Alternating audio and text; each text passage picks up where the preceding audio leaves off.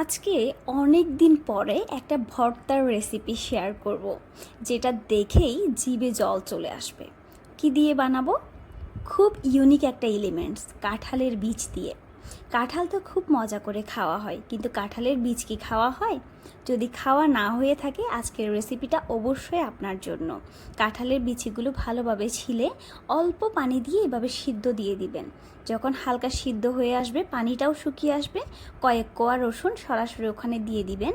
আর পানিটা একেবারে যখন শুকিয়ে যাবে, এই অবস্থায় কয়েকটা মরিচ এবং সরিষার তেল দিয়ে সুন্দর মতো কাঁঠাল বিচি, রসুন এবং লাল লঙ্কাগুলো সুন্দরভাবে ভেজে নেবেন, যাতে মরিচগুলো একদম মুচমুচে হয়ে যায়। এই অবস্থায় ভেজে নেওয়ার পরে সবগুলো উপাদান শিলনোড়ার মধ্যে নিয়ে খুব ভালোভাবে বেটে এই সুন্দর ইনগ্রিডিয়েন্টটা আসবে।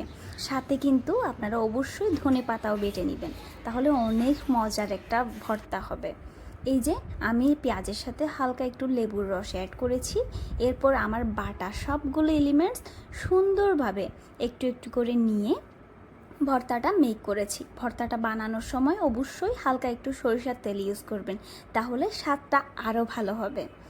এই ভর্তাটা দিয়ে অনায়াসে গরম গরম এক প্লেট ভাত খেয়ে ফেলা যায়। আমার কথায় বিশ্বাস করার দরকার নেই, নিজেরা অবশ্যই ট্রাই করবেন। আর চাইলে আপনারা লেবু স্কিপ করতেও পারেন, আমার টক টক ভালো লাগে, এই জন্য আমি লেবু অ্যাড করেছি। ধন্যবাদ সবাই।